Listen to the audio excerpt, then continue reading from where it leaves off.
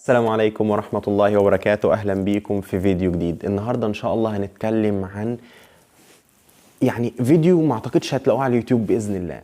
تمام، ما أعتقدش. ليه بقى؟ لأن بإذن الله في الفيديو ده هريحكم الأربع سنين كلية وأقول لكم إزاي تذاكروا، أو الخمس سنين كلية، أو أيا كانت كليتكم كام سنة. تمام، هقول لكم على كام طريقة تمشوا عليها بإذن الله. هتلاقوا نفسكم اصلا مش محتاجين تذاكروا للامتحان، يعني خلاص اوريدي انا داخل الامتحان انا عارف المنهج اصلا من الاول. تمام، فطبعا بتكلم معاكم بس الاول دقيقتين كده وهنبتدي. هاخد الموبايل واصور لكم الورق باذن الله اللي انا محضره، وما تنسونيش بدعوه يا ريت، لان الفيديو ده اخد مني وقت كبير في التحضير وفي ان انا اصلا اعرف اوصل لكم الفكره. واستشهدت في الفيديو ده ببعض الصور اللي باذن الله هتسهل الموضوع وهتفهمكم انا بتكلم عن ايه بالظبط. واسيبكم بقى مع الفيديو، وتاكدوا باذن الله انكم هتستمتعوا جدا جدا جدا بالمحتوى اللي هيتقدم ليكم. ولكن يعني يا ريت لو كوبايه قهوه او كوبايه شاي تظبطوا دماغكم، ورقه وقلم. يا ريت ورقه وقلم، يعني هتشوفوا الفيديو من غير ما تكتبوا مش هتستفادوا حاجه. ودي طبعا هنتكلم عنها برضو في طرق المذاكره او في طريقه المذاكره دي. تمام، فيا ريت تحضروا ورقه وقلم، ويا ريت لو كده توقفوا الفيديو وتقوموا تعملوا كوبايه شاي او كوبايه قهوه، ويلا نبدا الفيديو. سلام. بسم الله والصلاة والسلام على رسول الله. اللهم لا سهل إلا ما جعلته سهلا وأنت تجعل الحزن إن شئت سهلا يا رب العالمين. بص يا شباب، أنا عارف إن الدنيا ملخبطة معاكم جدا، بالذات طلاب سنة أولى. عارف إن هم داخلين مش عارفين يعملوا إيه في ولا امتحان، والدنيا معاهم بايظة خالص. بس عادي جدا، كلنا مرينا بنفس التجربة، وأنا إن شاء الله جاي النهاردة أقول لكم الخلاصة اللي هتريحكم من الكلام ده كله. طبعا إحنا عارفين إن أول شهر واحد، أو يعني في شهر، ببدايات شهر واحد هيكون امتحان العملي، وفي نص واحد تقريبا الامتحان النظري، على حسب بقى إيه الكليات ما تحط أو الجامعات ما تحط الامتحان. طيب إحنا النهاردة بقى إن شاء الله هنتكلم عن إيه؟ بصوا عشان تبقوا متابعين معايا في الفيديو إن شاء الله. إحنا هنبتدي بإذن الله نكتب كام مادة، أسماء كام مادة كده، تمام؟ بعدين نشوف المواد دي، يعني أوريكم صور للمواد دي، وأتكلم عن كل مادة مثلا في دقيقة دقيقتين بسرعة. تمام، هنتكلم عن 3 مواد مثلا بالظبط ولا حاجة. وبعدين بإذن الله هنخش بقى على الطريقة اللي بنتكلم عنها، وبإذن الله اما نخلص الصور اللي هوريها لكم دي، هتلاقوا ان شاء الله الموضوع بقى سهل، والعمليه ابتدت توضح قدامكم، الموضوع ابتدى يتفهم. تمام. طيب هنتكلم على ايه؟ هظهر قدامكم ان شاء الله دلوقتي كام صوره، وهنتكلم على كام ماده بسرعه كده، واقول لكم كل ماده مثلا يعني ايه اللي مختلف عن الماده التانية، وبعدين نبتدي في الطريقه باذن الله. معلش قبل ما ابتدي الصور عايزين نتفق على اتفاق. الامتحان بيكون عباره عن ايه؟ او الامتحانات، تمام، بتتقسم لكذا حاجه. اخر حاجه فيهم هيبقى من الامتحان النظري او الفاينل، تمام، وبعدين اللي قبله على طول الامتحان العملي، قبلهم الميد ترم، تمام، وبعدين قبلهم امتحان او يعني مثلا مع العملي هتلاقوا امتحان الشفوي. طبعا ان الدكتور يوقفكم طابور وكل واحد يخش يتسأل كام سؤال كده، تمام. وفي بقى مثلا ايه حاجات زي كويزات صغيره كده، امتحانات مثلا بسيطه، تدريبات ليكم من قبل الدكتور او المعيد، تمام. يعني ما تبصوش لدي قوي، ولكن انا بقول لكم بصوا لكله، تمام. ولكن الاهم هو ده، والامتحان ده، والامتحان ده. النظري عليه 60 درجه، والعملي عليه 40 درجه. تمام كده، 60 و40 هيبقى 100 درجه.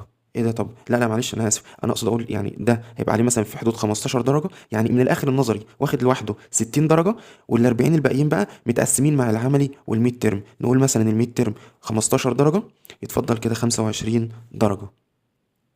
تمام، فال 25 درجة دول ممكن يروحوا للعملي، لا 20 درجة للعملي مثلا، و الميد ترم هيكون مثلا 15 درجة كده، يتفضل 5 درجات بقى يقسموهم بقى مثلا تصحيح كراسات العملي، تصحيح أيا كان، تمام، أو الشفوي وما شابه. طيب يا شباب، دلوقتي زي ما اتفقنا ان النظري بيبقى ب60، تمام، اللي هو ان شاء الله امتحانات النظري ممكن تبدا في نص واحد. وعندنا العملي بسرعه كده مثلا نقول من 20 درجه او 15 درجه، والميد ترم من 15 درجه هيتفضل عندنا مثلا من 5 ل 10 درجات. نقول مثلا 5 درجات هيبقوا شفوي لما الدكتور يسالكم، يسالكم بقى اي اسئله انتوا هتخشوا بالترتيب ويسالكم، تمام. وعندكم مثلا لو 10 درجات مثلا يبقى 5 شفوي و5 تصحيح بقى ايه كراسات العملي والرسومات اللي انتوا رسمتوها والحضور والغياب، حاجات زي كده يعني، تمام. بس بصراحة ما اعرفش الحضور والغياب بيعملوكم عليه بالدرجات ولا لا. المهم، بصوا يا شباب كده وركزوا معايا. عندنا مثلا هنتكلم عن حشرات وكيمياء وأقاروس وأمراض نبات. تمام. بعد ما اتكلمنا على تقسيمة الدرجات دي هنتكلم بقى على العملي والنظري. تمام. انا بحاول والله ابسط لكم الدنيا على قد ما اقدر، فيا ريت تركزوا في كل كلمه بقولها، عشان باذن الله كون انك تفهم اصلا انا عايز اوصل لك ايه او عايز اوصل لك ايه، هتلاقوا الدنيا كلها باذن الله بقت خلاص مش مستاهله اصلا. تمام. بصوا احنا هنضيف ماده زياده عشان كذا حد منكم قال في التعليقات ان هو بياخد تقريبا نبات عام. ماشي. حاجات زي كده. بصوا احنا هنتكلم ايه سريعا كده. حشرات طبعا كل ماده من دول بيتقسموا عملي ونظري، حتى الرياضه برضو في رياضه. تمام. سريعا طبعا مش هتكلم عنهم بالتفصيل، مش هتكلم عنهم بالتفصيل، انا بس هديكم نبذه بسرعه كده. تمام. نبذه اللي هتشوفوه. طيب بالنسبه لحشرات طبعا عندنا النظري مش هتكلم فيه. تمام. انا همسك حته العملي دي وهركز عليها جدا. بصوا يا شباب، هناخد في العملي طبعا في عينات هنشوفها تحت الميكروسكوب. تمام. وفي عينات هتبقى قدامنا واضحه وظاهره، وفي حاجات هتبقى مثلا تصنيف كلاتيني وكده. بقول لكم ايه، تعالوا فككم من كلمه حشرات دي، نخليها حيوان عام. تمام. لان برضو ناس قالت حيوان عام برضو ايه في التعليقات.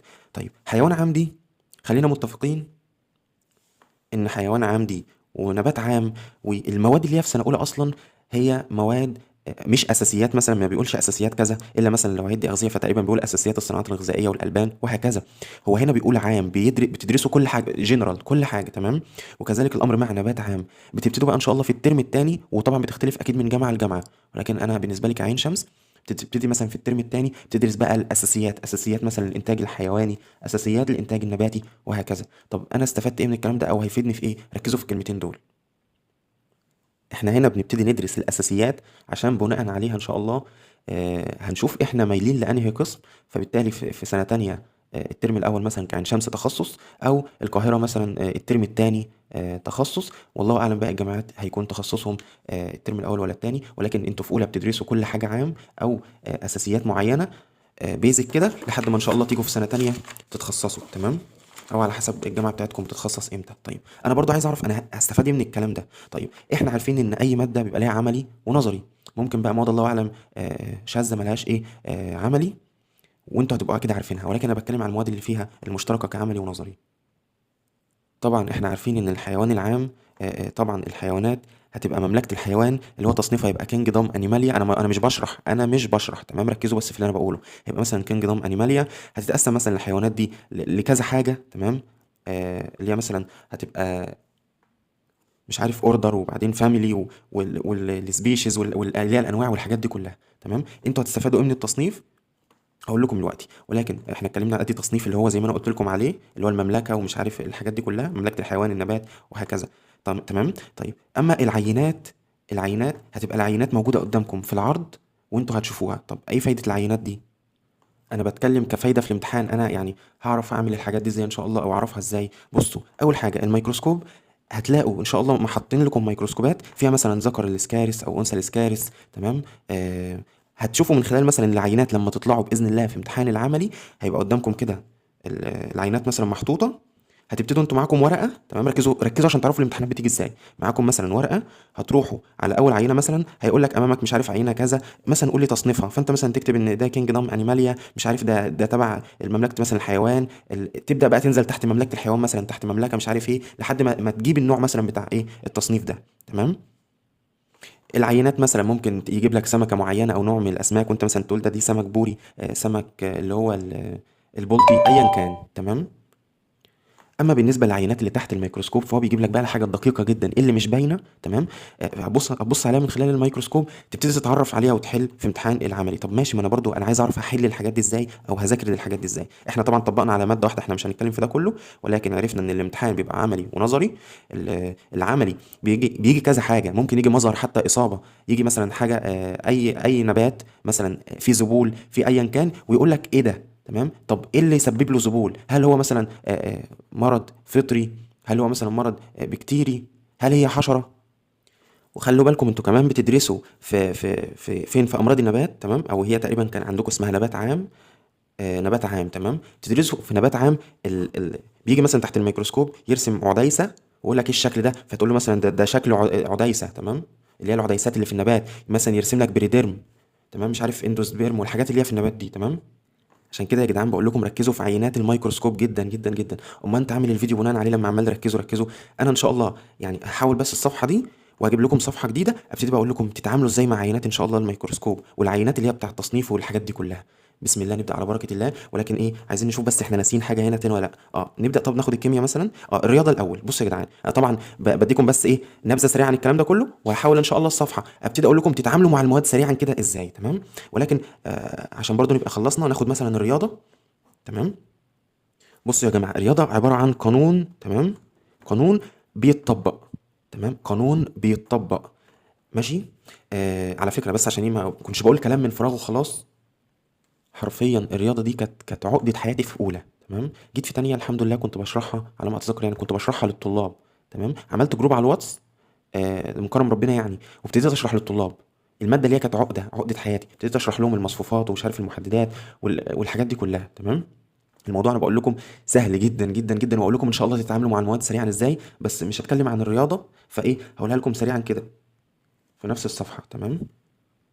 بصوا، اللي انا فاكرهم من الماده بصراحه كان تفاضل وتكامل ومصفوفات ومحددات. تمام. المصفوفات تقريبا كانت كده والمحددات كده.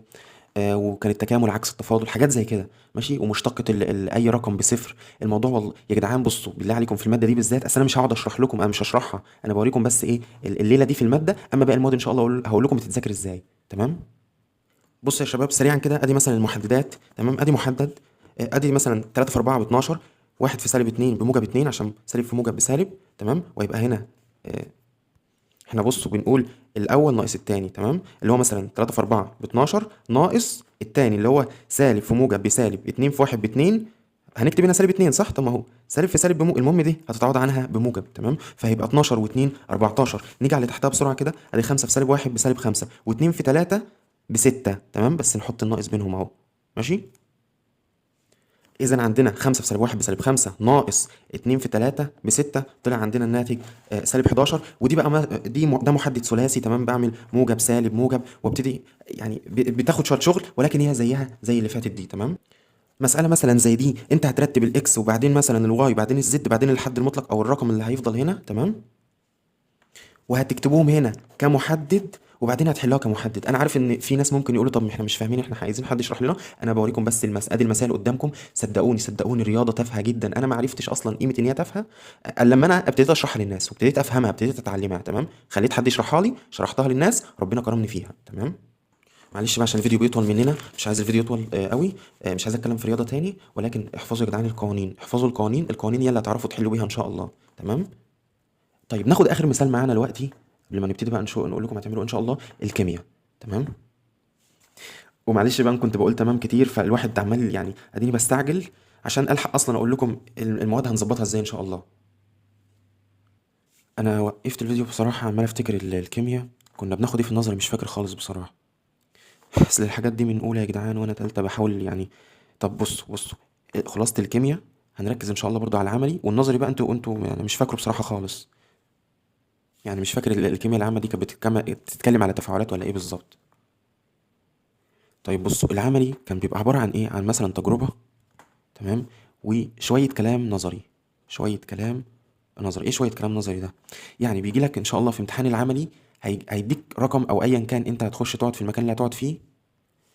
هيبقى قدامك بقى مثلا كذا زجاجه كده، وانت مثلا معاك السحاحه والمصه والحاجات اللي هتشتغل بيها او هي بتبقى موجوده. هيبقى قدامك حاجه من الاتنين، يا يدوك سكيما دي يعني ورقه زي ارشاديه كده مثلا بتقول لك تعمل ايه وتحط ايه على ايه. تمام. بتسهل لك الموضوع. يا اما ما يدوكش سكيما او ما يدوكش سكيما وانتوا تشتغلوا التجربه. التجربه بقى في الاخر مثلا كونت مثلا راسب اصفر. طب الراسب الاصفر ده كان ايه؟ فتبتدوا تكتبوا مثلا اسم المركب او التفاعل. تمام. انتوا حاولوا تتذكروا، ولكن اعرفوا ان الموضوع بيبقى كده. انتوا بتخشوا تشتغلوا تجربه من التجارب اللي اشتغلتوها. تشتغلوا تجربه من التجارب اللي اشتغلتوها. الكيمياء عشان لما اجي اشرح ان شاء الله المواد اللي فاضله دي، لو ما رجعتلهاش افتكروا الحته دي. هتجيبوا باذن الله كراسه العملي اللي معاكم وتبتدوا تشوفوا السكاشن. من احنا تقريبا وصلنا لحد دلوقتي تقريبا 9 سكاشن من اول السنه لحد دلوقتي. ابتدوا شوفوا التسع تجارب دول. امسكوا من اول تجربه لحد التجربه التاسعه. تمام. ابتدوا شوفوا انتوا اشتغلتوا ايه، طب حطيتوا ايه على ايه، طب الرواسب المتكونه افتكروا اسماء الرواسب دي بتدل على ايه. تمام. او المركب ده ايه. ماشي. ركزوا بالله عليكم عشان الكيمياء انا مش متذكرها في اولى. ماشي. طيب بما اننا اتكلمنا عن الكيمياء، بصوا الصور كده اللي هتظهر قدامكم دي. ادي مثلا بيدوكم الزجاجه اللي هي البني وثلاث زجاجات جنبيها. طبعا ده السكشن اللي احنا اشتغلناه.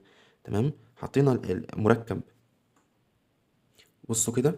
آه ادي مثلا التست تيوب هنا، احنا بيدونا وليكن 3 ازايز زي دول. عندكم مثلا الازازه دي، وفي ازازه تانية مثلا بتبقى صغيره كدليل، مثلا بي اتش تي اتش وهكذا. المهم هنحط مثلا نقطه من الدليل ونقطه من اللهم صل على النبي الزجاجه دي عليه الصلاه والسلام. هنبتدي مثلا، هيبقى معانا 3 انابيب، هنحط في كل انبوبه من الانابيب دي نقطه من الدليل، تمام، وكم كذا ملي مثلا على حسب المطلوب في المساله من الزجاجه البني، وابتدي احط مع يعني هما يبقوا 3 انابيب. هفضي في كل انبوبه بعد ما فضيت فيها انا هجيب 3 انابيب، تمام، هفضي فيهم الدليل بتاعي، وبعدين هفضي في كل واحده برضو من الازازه دي. انا طبعا انا مش يعني بوريكم بس مثال بسرعه، تمام. ادي مثلا عندنا مترقمه 4 و3 و4 و6. هبتدي انا بقى من خلال التفاعلات اللي هتحصل في الثلاث انابيب اللي انا حطيت فيهم الثلاث مركبات دول مع الدليل بتاعهم والازازه دي، تمام، ابتدي اشوف النتيجه هيحصل فيها ايه. هل النتيجه موجبه؟ طب النتيجه سالبه؟ طب موجبه ليه؟ طب سالبه ليه؟ هو ده الامتحان يا جدعان، اللي بيبقى امتحان العملي، تمام. ده بالنسبه ده على فكره ده منهجي انا في ثالثه. منهجكم انتوا في اولى تقريبا هيظهر لكم الوان، وانتوا هتبتدوا تعرفوا الالوان دي ايه، وتعملوا نقط برمنجانات، تمام، وترجوا البرمنجانات وتشوفوا ايه الحاجات دي، واختفى اللون مثلا البنفسجي ولا لا. المهم مش عايز اطول عليكم والله، ولكن نفترض ان دي تجربه، دي تجربه، تمام. دي تجربه اشتغلناها.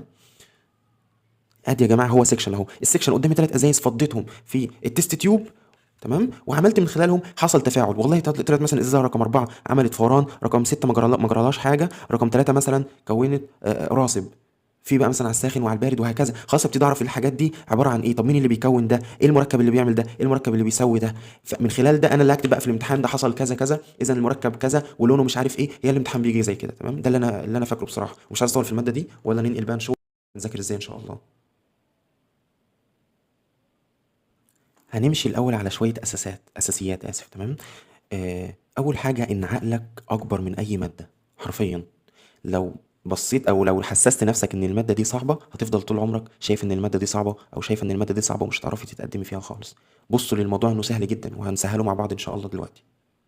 طيب عمرك أو عمرك سألت نفسك ليه لما بنخلص الحاجة بنلاقيها تافهة؟ ليه إحنا بنقول يا ده ثانوية عامة كانت سهلة؟ ليه اشمعنى لما خلصناها بنقول كانت سهلة؟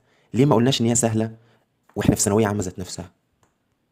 بص يا شباب، الإجابة باختصار للسؤال ده إن أنا طول ما أنا مش عارف آخري فين أو المادة آخرها فين، مش هعرف أكمل فيها أو مش هعرف أرتاح فيها. بمعنى، بص يا شباب، هناخد مثال للموضوع ده بسرعة كده على وليكن مادة حشرات. مش الحشرات مثلا بتتقسم لي غمدية الأجنحة جناحها بيبقى جامد كده زي الخنافس والسوس، وحرشوفية الأجنحة زي الفراشات، تمام، وبدقيق الفراشات اللي بتطير جناحها بيبقى حرشوف كده عليه حراشيف، تمام. وثنائية الأجنحة هتلاقوها مثلا زي الذباب. وعندي عديمة الأجنحة كان تقريبا زي نوع من أنواع النمل على ما أتذكر. السنة دي بدرس دي وبدرس دي وبدرس دي، تمام. المهم انا دلوقتي مثلا في سنه اولى زيكم مثلا، بدرس ماده اسمها حشرات. الحشرات دي هو هيديني المنهج المقرر عليا في اولى مثلا الترم الاول، غمديه وحرشوفيه وثنائيه وعديمه الاجنحه. طيب انا طول ما انا مش عارف، يعني كل يوم اخد حشرات جديده وسكاشن جديده، بيبقى عليا ستريس او عليا ضغط. اما لو عرفت مثلا ان الغمديه دي 15 حشره مثلا، والحرشوفيه 3، وليكن الثنائيه هاخد 2، والعديمه هاخد مثلا 1، تمام. إذا أصبح عندي 21 حشرة. خلاص كده، يعني كده أنا بصيت للمنهج بنظرة زيه زي الثانوية العامة، اللي هو أنا خلاص عرفت أصلا إيه اللي عليا، عرفت إن المادة دي عليا كذا ومتقسمة لأربع أفرع، تمام. كل فرع مثلا أديني خدت هنا 15 حشرة و3 و2 و1 كلهم 21 حشرة. وهنشوف التصنيف الوقت إن شاء الله، هنكمل لما نكمل بس باقي النقط دي. قبل ما تمشي من اي سيكشن اسال المعيد عن اهميه اللي بتدرسه، اسال المعيد عن اهميه اللي بتدرسه. طب مثلا هستفاد ايه ما اعرف مثلا حشرات غمديه الاجنحه؟ طب هستفاد ايه مثلا لما اعرف الحشرات كذا وكذا؟ هيبتدي بقى هو يشرح لك، يقول لك مثلا ده الحشرات دي ليها اهميه اقتصاديه، الاهميه الاقتصاديه اصلا بتبقى يا ضرر يا نفع، وهكذا. يفضل بقى ايه يتكلم معاك. الاهميه الاقتصاديه وليكن زي النحل العسل، اهميته هو يعني حاجه نافعه بتدينا عسل، تمام. طب مثلا حاجه تانية بتضر محصول زي الجراد، يعني بيقضي على محاصيل، يعني ياما الجراد ده عمل عمايل في مصر، تمام. فمن خلال اسئلتك للمعيد هو هيقول لك مثلا ده السكشن ده بيتكلم عن كذا وهيفيدنا في الحياه الواقعيه في كذا، انت هتبقى سهلت الموضوع على نفسك جدا جدا جدا. فلو مش عارف انت استفدت إيه من السكشن ده قبل ما تخرج، يا ريت او قبل ما تخرج تسالي المعيد. الامتحان حوالي صفحتين، تمام، صفحتين من كتاب كامل، من كتاب قوله مثلا 200 صفحه. اذا الصفحتين دول الدكتور بيبقى بيجيب النقاط اللي هو مثلا اتكلم فيها، واللي هو انتوا اصلا شايفين ان هي مهمه وهتيجي في الامتحان، تمام، زي رسومات زي حاجات مهمه. فاللي بيكون ان الامتحان بيبقى اللي هو مثلا الفاينل عباره عن صفحتين، الدكتور بيبتدي يشوف جديد، ما يقعدش يكرر في اسئله في صفحه واحده. مثلا ممكن يحول 10 صفحات ياخد منها سؤال، ممكن يحول صفحتين ياخد منها سؤال، على حسب اهميه السؤال. وهنشوف ان شاء الله الكلام ده دلوقتي برضو. بسم الله الرحمن الرحيم. طبعا ده اخر جزء في الفيديو. طبعا حاجات ملخصات كده سريعه. من خلالها باذن الله هنجمع كل حاجه وهناخدهم بسرعه جدا ان شاء الله. اول حاجه الاشعارات دي، طبعا النوتيفيكيشنز بتاع الموبايل هنقفلها، وهبقى اوريكم في المونتاج هنقفل، يعني هقفل لكم مثلا اشعارات الفيس واوريكم الحاجات دي بتتقفل ازاي، تمام؟ ده لو حد ما يعرفش يعني. تمام، ده بالنسبه للاشعارات. طيب يا شباب، انا الوقت هقفل مثلا اشعارات التطبيق ازاي؟ اي تطبيق من تطبيقات السوشيال ميديا اهو، بدوس عليه ضغطه مطوله، بعدين بجيب كلمه معلومات التطبيق، لما ادوس عليه ضغطه مطوله تمام، هنزل تحت هلاقي كلمه اداره التنبيهات، هدوس عليها. انا كده قافل الاشعارات، لو دوست كده هيعمل لي سماح بالاشعارات، انتوا تقفلوها، انا كده كده قافلها تمام. بس طيب ليه نعمل كده؟ خدوا كلامي حرفيا، خدوا كلامي ثقة. اما تعملوا كده هتوفروا على نفسكم وقت ومجهود كبير جدا جدا جدا. المواقع دي مصممة، والخوارزميات بتاع المواقع دي حرفيا مصممة عشان انتوا تدخلوا عليها ما تطلعوش منها تاني. هيفضل يقترح لكم في صور انتوا عايزينها واشعارات انتوا حابينها ومش عارف فيديوهات عشان شفتوا فيديو معين ووقفتوا على صورة معينة لعدد من الدقايق. كل حاجة هو بيحسبها، عملت لايك لمين يبتدي يجيب لك حاجات من اللي انت عملت لها لايك كتير او انت التانية. حرفيا دوامة ما بتنتهيش. هم مبرمجين الحاجات دي ان انتوا تخشوا ما تطلعوش عشان هم يكسبوا من الاعلانات. يعني مفيش حاجة اسمها ببلاش، مفيش حاجة اسمها الفيس ببلاش. كل موقع سواء فيس سواء يوتيوب سواء ايا كان، هو عايز اكبر عدد منكم يفضل قاعد عليه ما يقومش من على المواقع دي عشان تظهر قدامكم اعلانات وهم يكسبوا من خلال الاعلانات دي. حرفيا المواقع دي مصممة عشان تسرق وقتكم ومجهودكم. اقفلوا الاشعارات واسمعوا الكلام، تمام؟ احتجتوا حاجة بقى من المواقع، خشوا او مثلا من الفيس، خشوا وخلصوا اللي انتوا بتعملوه بسرعة بسرعة، وبصوا للوقت دايما عشان الوقت بيتسرق منكم وانتوا مش حاسين. خلصوا الحاجة مثلا في 15 دقايق واطلعوا تاني كملوا شوفوا بتعملوا ايه. طيب ايه تصوير العينات والتجارب دي؟ طبعا دي هيبقى ليها علاقة بجروب خاص ليكم لوحدكم دي، تمام؟ تصوير العينات والتجارب مع جروب خاص ليكم لوحدكم هتعملوها ازاي بقى دي؟ اول حاجة انا عامل جروب لنفسي، تمام؟ يعني عامل جروب على الواتس، ضفت فيه واحد وبعدين خرجته تاني، اذا الجروب اصبح بتاعي انا، تمام؟ بقيت انزل بقى عليه دايما الحاجات اللي اخدها على طول بعدها على طول. بصوا معلش هنا برضه عشان ناخدها بالمرة، اهي تسجيل ريكورد بعد كل محاضرة، سيكشن او محاضرة، تمام؟ يعني اذا التلاتة دول يعتبر مرتبطين ببعض. الموضوع كله في التلاتة دول ان انا بعد كل سيكشن ان شاء الله، او محاضرة، ولكن لا سيكشن، هي انا اقصد سيكشن، تمام؟ بعد كل سيكشن انا اشتغلت ايه تجربة كذا، فمباشرة بعد ما اخلص السيكشن او لما اطلع بره او كمان لو حتى جوه السيكشن عبال ما الناس بتاخد الغياب بتاعها او يطلعوا يشوفوا العرض، بكون انا مثلا سجلت طلعت الموبايل كده عشان ايه الدكاتره ما يتكلموش معايا طبعا. اطلع الموبايل واروح موطي كده اسجل ريكورد بسرعه. انا كان قدامي زي ما الصوره اللي هتظهر قدامكم دي مثلا تمام؟ الصوره اللي هتظهر قدامكم دي التجربه، دي تجربه استخلاص مبيدات، تمام؟ زي ما انتم شايفين كده، في قمع وفي حاجه زي ازازتين دواء، تمام؟ وفي ورقه بيضه كده محطوطه بيبقى جواها تقريبا كربونات صوديوم لا مائيه، تمام؟ طبعا انا خلصت السكشن فرحت مصور الحاجه دي. الصوره دي هتثبت بقى في ذهني ان شاء الله، اول ده انا السكشن ده كان كذا واشتغلنا التجربه وعملنا كذا. حتى لو لاحظتوا اعمل لكم سهم كده، ادي الكشكول بتاعي او الملزمه اللي بكتب فيها، ما تقريبا ما فيش حد في السكشن مطلع ملزمه الا انا، تمام؟ دايما يعني اكتب ورا الدكتور اشوفها هتقول ايه واكتب وراها، بحيث انا اصلا يعني اول ما اخرج من السكشن ابقى عارف خلاص انا كتبت ايه وخدت ايه. ده هيسهل علينا الموضوع جدا، تمام؟ ورقه وقلم في السكشن تكتبوا ورا الدكتور كده على طول، مش كل حاجه ولكن ايه الملاحظات اللي تخليكم تتابعوا مع الدكتور وما تسرحوش. وادي طبعا الصوره زي ما هي قدامكم انا كاتب فيها التجربه وهنعمل ايه بالظبط، تمام؟ مع ان التجربه قدامي موجوده قدامي وموجوده في PDF، ولكن انا كتبتها عشان اثبتها اكتر، تمام؟ فده ضروري جدا ضروري جدا ضروري جدا ان انا باذن الله اصور العينات والتجارب ايا كانت العينات دي، عينات حشريه او عينات نيماتودا اكاروس، ايا كان الحاجات اللي هتجيلكم، او عينه مثلا تربه، ايا كان اللي هتشتغلوه كيمياء، تمام؟ انا مش بتكلم على عينه بعينها، انا بتكلم اي سيكشن تخشوه صوروا الحاجات اللي قدامكم، صوروا الحاجات اللي قدامكم، تمام؟ وما تنسوش تعملوا جروب خاص بيكم يعني تحطوا عليه كل الحاجات اللي انا بقول لكم عليها دي، وتسجلوا ريكوردات فيه دايما، انا خدت النهارده كذا واشتغلنا كذا وحطينا كذا على كذا، تمام؟ على فكرة مش هتلاقوا حد يقول لكم اعملوا الكلام ده، صدقوني ما تلاقوا حد يقول لكم اعملوا الكلام ده. فلوجه الله انا بقول لكم اعملوه عشان هيوفر عليكم وقت حرفيا كبير جدا جدا جدا، وهيوفر عليكم مجهود في المذاكرة عمركم ما كنتوا تتخيلوه. طيب نيجي سريعا لحط اسئله لنفسك واختيار من متعدد. انا ابتدي احط اسئله لنفسي، تمام؟ زي ما انتم شايفين في الصوره كده، بص السؤال بيقول ايه: من العوامل الحيه المؤثره في نقل وتجديد الاصابه البكتيريه هيكون ايه في دول؟ طبعا هو بيقول عوامل حيه، فبالتالي هتبقى اجزاء نباتيه وبقايا محصول وبذور مصابه. اما الرياح والامطار دي مش من العوامل الحيه، ولكن هي يا من العوامل الطبيعيه يا من العوامل الجويه. تمام، ايا كان. ولكن السؤال ده انا طلعت بيه بمعلومتين. المعلومه الاولى ان الثلاثه دول عوامل حيه. طب الاختيارات الزياده دي، لا ده الاختيارات الزياده دي برضو هي من عوامل برضو بتاثر في الاصابه وفي كل حاجه، ولكن ايه، مش عوامل حيه. انتوا فاهمين الموضوع؟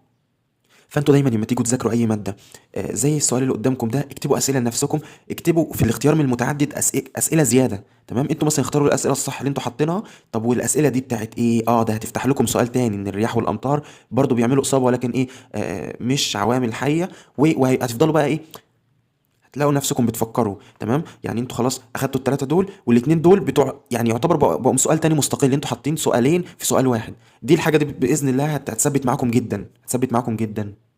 طيب نيجي سريعا لنقطة خريطة ذهنية. بصوا الورق اللي أنا عارضه قدامكم ده ورق بتاع دكتور. تمام، بصوا الورقة عاملة إزاي، كاتبة عينة قمح. تمام، يعني الدكتور نفسها تقريبا الورق ده كانت لما هي طالبة. تمام، أنا صورته منها، استأذنتها وصورته منها. شوف كاتبين عينة قمح. يعني لما تشوف عينة قمح قدامها هيبقى يعني، انا فاكرين لما قلت لكم على العرض، يا مثلا يجيبوا لكم حشرات، يجيبوا لكم عينه، يجيبوا لكم اصابه، يقول لكم ايه المسبب ليها.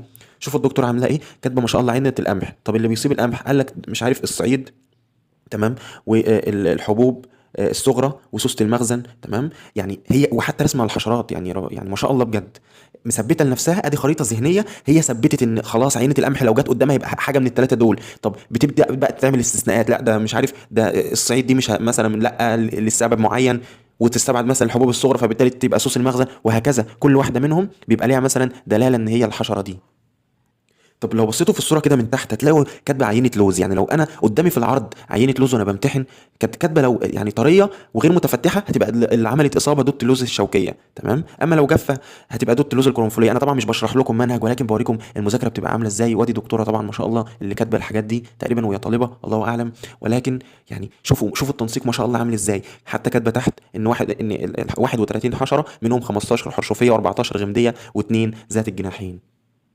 وادي زي ما انتم شايفين برضو في الورقه الثانيه كاتبه العينات الخضراء اللي هتقابلها هتبقى مثلا عينه موالح ولا فاصوليا ولا كذا. كل حاجه من الحاجات دي هي عارفه ان هي يعني خلاص ثابته معاها في المنهج ان هيجي لها حاجه من الحاجات دي في الامتحان، فبالتالي تبقى عارفه ايه المصدر الاصابه اللي عمل اصابه للورقه دي. تمام، او ايا كان الشيء المحطوط.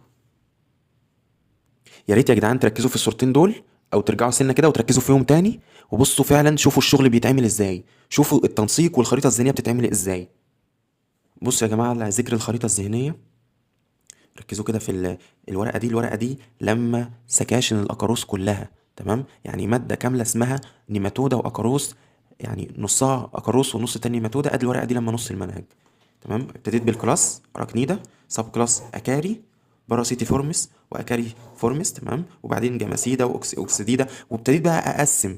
تمام، يعني دي كلاس وبعدين سب كلاس، ادي الاوردر اللي هو تحت السب كلاس. بعدين جيت تحت الاوردر عملت سب اوردر كذا وكذا، وطبعا تحت السب اوردر الفاميلي اللي هو الاقاروسات اللي بنشوفها تحت الميكروسكوب، ده كذا وده كذا وده كذا. كتبت قصاد كل اقاروس مثلا ان اول ثلاثه دول مفترسين، وبعدين ده بيفترس الذباب، وبعدين الفارويد ده بيفترس النحل او بيتغذى على النحل، وبعدين الاخير ده بتاع الدواجن. وابتديت اعمل التقسيمه دي. تمام، فشوفوا التقسيمه يا جدعان بتسهل جدا جدا. لو جيتوا بقى تفتحوا البي دي افات هتلاقوا عينات للاقاروسات بقى، كل سيكشن مثلا كذا صفحه. تمام، والصوره مش عارف للاقاروس واسمه بيتغذى على كذا. طب ما هو ادي ملخص قدامكم زي ما انتم شايفين. لو بصيت عليه في اليوم لمده 5 دقائق لمده 3 4 ايام ان شاء الله هيثبت. يعني ركزوا كده وبصوا هتلاقوا الموضوع باذن الله سهل. فحاولوا تعملوا دي في كل ماده، كل ماده.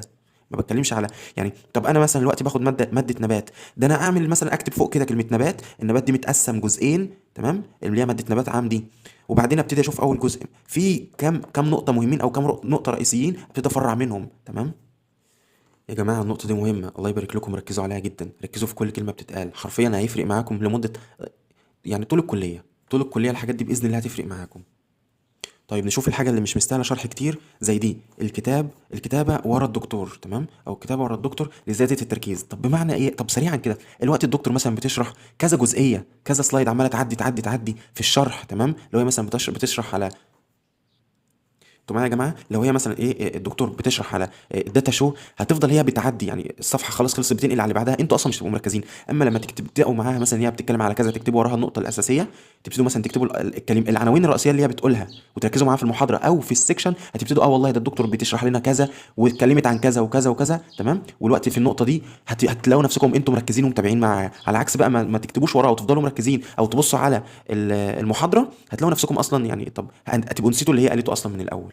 حتى ده هيسهل عليكم ان شاء الله وانتوا راجعين في المواصلات او انتوا ماشيين، انكم انتوا تبصوا عليها حتى بصه هتفتكروا منها كل حاجه باذن الله، او على الاقل تبقوا خدتوا فكره عن الموضوع لحد ما تروحوا تذاكروهم ان شاء الله. طب نيجي لنقطه رسم للمذاكره. طب ايه رسم المذاكره ده او اعملها ازاي؟ بصوا يا شباب، خلينا متفقين ان الامتحان سواء هيجي ان شاء الله اخر السنه، تمام، سواء هيجي عملي او نظري، معلش الفوكس بس مش مظبوط، تمام كده، سواء الامتحان هيجي عملي او نظري، بصوا يا شباب انتوا كسنه اولى او تانية او ايا كان هيبقى مقرر عليكم رسم في العملي مثلا والنظري، حرفيا يا يجيب لكم رسمه ومثلا وانتوا تحطوا عليها البيانات، تكتبوا البيانات ده كذا، ده رقم 2 كذا 3 كذا، يا اما انتوا اللي هترسموا. وتقريبا هيبقى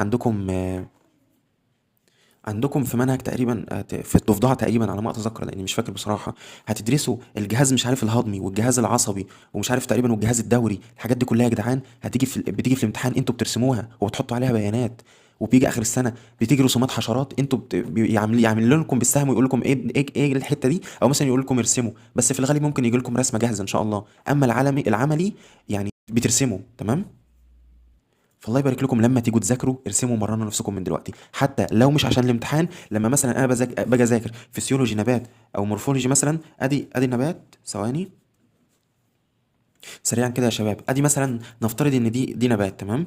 في ايا كان بقى العامل ده اللي اثر عليها، سواء مثلا كانت حشره، سواء كانت بكتيريا، ايا كان فطر، ايا كان، المهم مثلا اثر على الورقه فالورقه وقعت، فانتوا ترسموا في المذاكره كده، تمام، ترسموا في المذاكره كده، تكتبوا مثلا هنا بقى ان هنا مثلا فطر كذا او ايا كان مثلا فيروس كذا، تمام، وهنا الورقه وقعت، وتكتبوا هنا الاعراض ايه اللي حصل، مثلا اصفرار ولا الورقه جرى لها ايه، الحاجات دي كون انكم انتوا ترسموا الرسمه دي بس وعليها البيانات، ده ان شاء الله مش هيخليكم تنسوا اللي انتوا ذاكرتوه تاني باذن الله. كده احنا خلصنا نقطة ارسم العينات المطلوبة منك، تمام، سواء للامتحان او للمذاكرة. ندخل بقى في نقطة اسئلة الدكاترة والشتات. ركزوا على الاسئلة اللي الدكاترة بيدوها لكم، في الغالب بتكون هي معظم الامتحان. انا عارف انا بقول لكم ايه، ركزوا في الاسئلة اللي الدكاترة بتديها لكم، ركزوا في اي شيت انتوا بتحلوه. الشيت ده بيبقى عبارة عن ايه؟ في مواد معينة بيبقى ليها شيت، تمام. الشيت ده بيبقى جواه كذا اسئلة انتوا بتحلوها. الأسئلة دي معظمها بيجي في الامتحان، زي مثلا مادة اسمها مهارات الإسعافات الأولية، الشيت بتاعها بيعتبر هو الامتحان، وهو الامتحان سواء مثلا العملي أو الامتحان الشفوي لما الدكتورة بتسألنا، أو الامتحان اللي بيجي آخر السنة بيبقى تقريبا كله جاي من الشيت. فركزوا على الشيتات دي يا جدعان، وركزوا على الأسئلة اللي الدكاترة بيحطوها على المنصة، تمام. طبعا الوقت بقى التعليم يعني تعليم مزدوج او تعليم اونلاين وتعليم في الكلية، فالحاجات اللي بتترفع على الموقع عندكم بتاع الكلية حلوا الاسئلة دي يا جماعة، او ركزوا في كل اسئلة، الله يبارك لكم. نيجي لنقطة اشرح لغيرك، حرفيا من اهم المواضيع اللي بنتكلم فيها النهاردة برضو، اشرح لغيرك دي. هديكم مثال حصل معايا من كام يوم. كان عندي امتحان اقروس، وفي نفس اليوم تقريبا كان عندي امتحان كيمياء عضوي. كان طبعا عندي امتحانين في يوم واحد، فالموضوع كان هيبقى يعني مش ضغط ومواد برضو تقيلة وكده. اللي حصل لي ان جيت طبعا ذاكرت الكيمياء العضوي، ولقيت واحد بيرن عليا في الكلية بيقول لي تعالى مش عارف مثلا انت فين وكده، لقيته جالي، فقلت له طب تعالى نراجع الاقروس. رجعت له الاقروس، هو كان قايل عندنا امتحانات وكده، فقلت له طب تعالى ايه نذاكر سوا. قعدت شرحت له الاقروس، اللي هو فاكرين الرسمة اللي انا بعتها لكم او الورقه اللي انا وريتها لكم بتاع التصنيف، تمام. جبنا حاجه زي كده، وقعدت اقول له ان احنا عندنا في المنهج كذا، وهنفرع مثلا منهم في كذا اقاروس، وقعدت اقول له الصفات بتاع الاقاروس وندي امثله. يعني مثلا الفارويد ده قلت له ان هو هنلاقي جسمه مثلا العرض اكبر من طول، الرودا كاردي الطول اطول من العرض، وقعدنا ندي امثله ونعمل بايدينا ويعني وقعدنا نتفاعل مع الماده. الحمد لله رحنا الامتحان. انا طبعا لسه نقدر نقول كان عندي امتحان تاني، فلسه ذاكرت للمادة قبلها تقريبا بساعة حرفيا. فالحمد لله دخلت جبت 12 من 15. ممكن ناس تقول يعني ايه بقى، طب 12 من 15 يعني دي درجة حلوة؟ انا بتكلمش في حتة درجة حلوة ولا درجة وحشة، انا بتكلم عن ان الواحد بس الحمد لله ذاكر قبلها بساعة، تمام. وطبعا الواحد كان مذاكر شويه قبلها، يعني في الايام اللي فاتت، ده الطبيعي. ولكن انا بقول المراجعه او المذاكره اللي قبل الامتحان، جيت قبل الامتحان بساعه بصيت للحاجات ودخلنا الحمد لله حلينا كويس، ولينا الاسئله اللي احنا كنا عمالين نقولها لنفسنا، والمقارنات، وازاي نعرف كل اقاروس او كل حشره او ايا كان نفرق بين ده وبين ده، والصفات الحمد لله لقيناها في الامتحان وعرفنا نحل.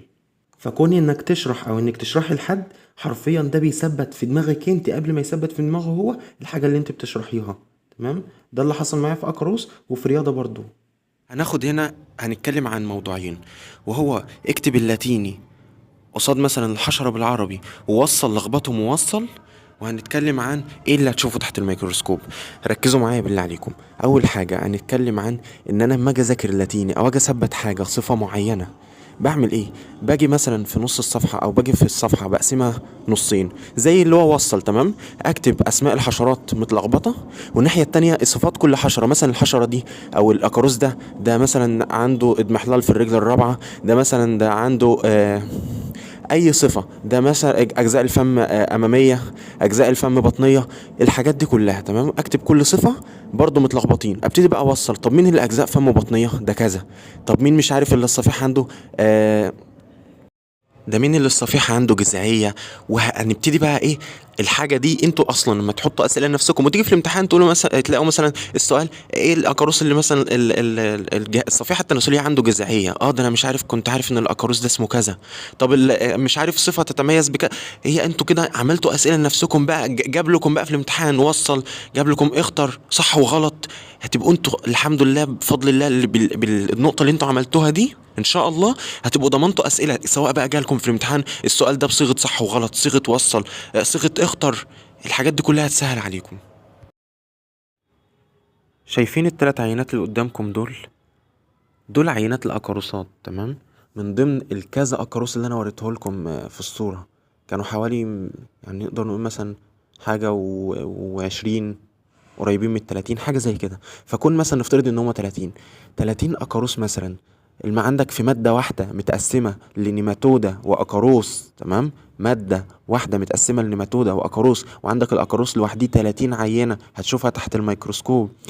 يعني الواحد بقى لو بص للموضوع، ايه ده الموضوع صعب. طب انا احفظ قد ايه؟ انا هحفظ ده كله. فشفتوا بقى الطرق اللي انا قلتها اللي فاتت دي، ان مثلا الاكاروس كذا بيتميز ان الصفيحه بتاعته مش عارف كذا.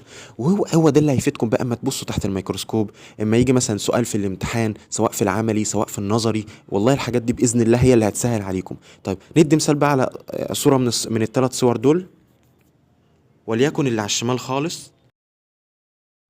زي ما السهم مشاور لكم، انا هنا في كل الاكاروس ده مش ببص غير على ادي الصفيحه الجذعيه الصفيحه بتاعته جذعيه الشكل. اذا الصفيحه الجذعيه دي بيتميز بيها الاكاروس الفلاني، وابتدي اعرف اسمه. تمام. لان انا كاتب الاكاروسات وكاتب على شمالها، فاكرين ما قلت لكم وصلوا، وكاتب على شمالها كل الصفات بتاع الاكاروسات ده. الاكاروس ده بيتميز بكذا وكذا، وابتدي اوصل. انا اما اوصل هثبت في دماغي ان انا لما اشوف عينه زي كده تحت الميكروسكوب، والله ده الاكاروس ده كذا. ليه؟ ده عشان الصفيحه بتاعته زي ما انتم شايفين جذعيه كده، جذعيه الشكل. وهكذا طبقوا بقى على باقي الاكاروسات وباقي العينات وباقي اي حاجه الطريقه دي.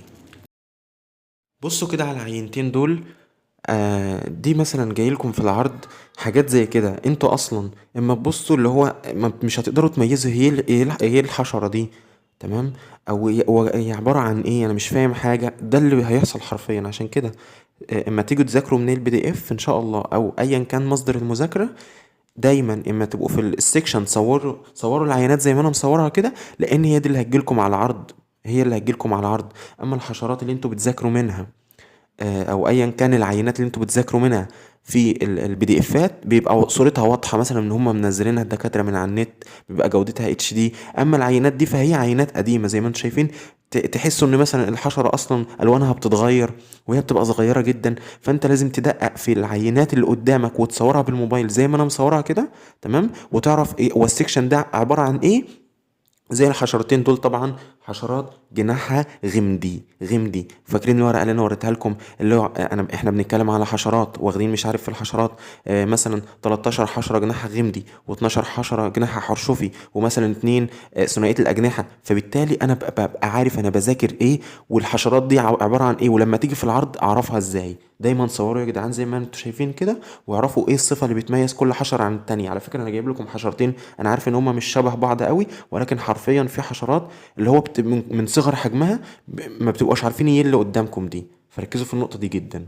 بصوا كده لو ركزتوا ودققتوا في الصورتين دول، انا قايل لكم ان العينات بتبقى عباره عن مثلا يجيب لكم عينات، يجيب لكم اصابه، يجيب لكم مرض، كذا حاجة.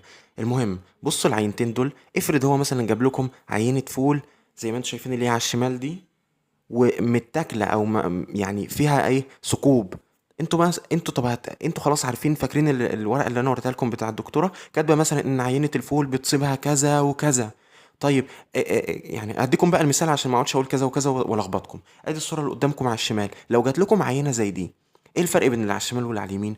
قال لك ان خنفساء الفول الصغيره دي بتعمل ثقوب. يعني لما تلاقي قدامك عينه في العرض سواء في الامتحان او ايا كان، ويقول لك ايه العينه دي، ما تروحش تقول له مثلا دي خنفساء الفول الكبيره، لا دي خنفساء الفول الصغيره. طب ليه الصغيره؟ لان الصغيره هي اللي بتعمل انفاق، اما الكبيره زي ما انتم شايفين مفيش انفاق او مفيش اختراق عينه الفول. اذا انا لما بذاكر بفهم وبذكاء، تمام. اظن الصوره دي يعني خير دليل على اي كلمه اتقالت في الفيديو، انك انت تبقى عارف انت بتشوف ايه وايه اللي بتصيب ايه، تمام. طيب هنا عايزكم تبصوا على الصورة دي اللي قبل الأخيرة معانا. لو لاحظتوا هتلاقوا إن الورقة متقسمة بطريقة جميلة، مكتوب فيها أسماء الحشرات تحت بعض، بعدين خانة تانية لأجيال كل الحشرات، خانة تانية لعدد البيض اللي بتضعه الحشرة، خانة تانية مثلا لمظاهر الإصابة، وخانة رابعة وهكذا إزاي نكافحها. حرفيا الورقة دي لما تخش امتحان مثلا يقولك من طرق مكافحة الحشرة الفلانية كذا، صح ولا غلط، تبقى انت عارف. طب الحشرة يروح كاتب لك طبعا، ذاكر لك اسم الحشرة، يقول لك الحشرة دي ليها كام جيل، 5 ولا 6 ولا 7 ولا 8 في الاختيارات، انت تبقى عارف لانك انت اللي كاتب الحشرات دي بايدك زي اللي في الصورة دي، وانت اللي مرتبهم تحت بعض بسرعة كده، وكاتب الاجيال برضو تحت بعض، انت اللي منظمهم. فلما تعمل ورقة زي كده في كل مادة بجانب الخريطة الذهنية، باذن الله مفيش حاجة هتقف قدامكم باذن الواحد الاحد، مع طبعا العينات اللي انتوا بتبصوا عليها وتصوروها بالموبايل. طبعا زي ما انتم شايفين ان شاء الله اخر صورة هنختم بيها، بعد كل سيكشن بتشوفوه تجمعوا العينات، مثلا عينات كده مع بعض تجمعوهم في صورة واحدة وتبصوا عليهم وانتوا ماشيين مثلا في المواصلات، قاعدين في البيت، تبصوا كده والله ده الحشرة دي الفلانية، وتسموهم ترددوها تمام، تبصوا عليها كده تجمعوهم مع بعض، بحيث عينيكم تبقى شايفة كل الحشرات مع بعض. لما ان شاء الله تطلعوا على العرض، سواء بقى العرض زي ما قلت لكم في فرق بين عرض تصنيف، ان هو مثلا بيقول لك السؤال الاول صنف ايه اللي قدامك دي والله الحشرة الفلانية تبع اوردر كذا، طب ايه مظهر الاصابه مثلا بتعمل ايه كذا، تيجي في العينه اللي بعديها بيقول لك ايه العينه دي، تقول له مثلا فاكرين الصورتين بتوع الفول، تقول والله ده مظهر اصابه بدوده مثلا كذا او بحشره كذا، طب ليه؟ لان مش عارف عملت ثقوب، والتانيه كده. هي الاسئله بتيجي زي كده. كده انا خلصت الصور اللي عايز اوريها لكم، تمام. كده خلصنا كل الحاجات اللي عايزين نقولها ان شاء الله، وهنعمل مراجعه سريعه على اللي احنا قلناه. اللهم صل وسلم وبارك على سيدنا ومولانا محمد. هناخد ان شاء الله بقى ملخص سريع كده للفيديو. اعملوا مجموعة لكل مادة على الواتس، يعني هتعملوا اضافة مجموعة، تمام، او مجموعة جديدة، وبعدين تضيفوا اي حد من الاصدقاء عندكم وتخرجوه تاني عشان تخلوا جروب خاص بيكم وانتوا اللي فيه لوحديكم، تسموا كل جروب باسم مادة. بعد كل سيكشن تصوروا مثلا العينات او تصوروا الحاجه اللي قدامكم وترفعوها على الجروب ده ليكم انتوا، وبعدين تسجلوا ريكورد زي ما انا بسجل دلوقتي، والله انا النهارده خدت كذا، ده السيكشن مثلا التاسع اخدنا فيه حشره كذا وكذا وكذا، وتخلوا ايه الريكورد مثلا بتاع 4 دقايق. اذا انتوا خلاص ضمنتوا باذن الله ان السيكشن معاكم 4 دقايق، بدل ما تيجوا تذاكروا السيكشن هتذاكروا الصوره اللي قدامكم والريكورد اللي هو ال4 دقايق. يعني انتوا متخيلين سيكشن واحد هتذاكروه في 3 4 دقايق، انكم سمعتوا الريكورد اللي انتوا سجلتوه والصوره اللي انتوا مصورينها. ادي السيكشن باختصار، لان الكلام الكتير اصلا ملوش اي لازمه، تمام. وما تنسوش تعملوا الخريطه الذهنيه، وما تنسوش تعملوا طبعا الخريطه الذهنيه زي ما انتوا شايفين. وريتكم الورقه بتاع الدكتور كاتبه ازاي، كاتبه ان يعني العينات اللي هتجيلها ان شاء الله على العرض هيكون كذا. طب إيه العينه مثلا بتاع الفول دي هتصيبها ايه، ده الكبيره والصغيره مثلا إيه، مين اللي بتعمل انفاق فيها، عشان لما تيجي قدامها العينه تبقى عارفه هي بتشوف ايه بالظبط. وبرده تحت الميكروسكوب هما مش بيجيبوا لنا الميكروسكوب كده وخلاص بنبص مثلا جواه، الحاجه دي لازم انت تبقى عارف انت بتبص عليه في الميكروسكوب، عشان لما يجي قدامك العينات من وسط عينات كتير كلهم شبه بعض تبقى عارف انت بتشوف ايه قدامك. سواء بقى دي جت عينه تصنيف، جت عينه مثلا بيقول لك الاداه دي بتستخدم في ايه، او ايه الجهاز اللي قدامك ده. يعني الاسئله بتختلف. تمام. وفي كذا حاجه كمان قلناها في الفيديو، ولكن عشان الفيديو ما يطولش زيادة عن كده ولا هرفعه لكم ان شاء الله. ما تنسوش بقى دعوة، لان حرفيا الفيديو ده اخد مني وقت كبير جدا، اخد مني يعني نقدر نقول يومين ولا حاجة. تمام. ال 40 دقيقة ولا ال 50 دقيقة دول اخدوا مني يومين في التسجيل بقى وفي كل حاجة. فبس كده احنا خلصنا، وما تنسوش تصلوا على النبي وتدعوا لي، ولو يعني لايك بقى للفيديو، عشان اللايك ده هيخلي اليوتيوب يبتدي يقترحه الناس اكتر. اليوتيوب هيشوف ان الفيديو ده محبب، تمام، او محبوب، فهيبتدي يقترحه الناس اكتر. ولو حد انتوا شايفينه برضو محتاج اي يعني مش عارف يذاكر ازاي، دوس على كلمة مشاركة وشارك مع الفيديو، وان شاء الله ربنا يكرمنا. والسلام عليكم ورحمة الله وبركاته.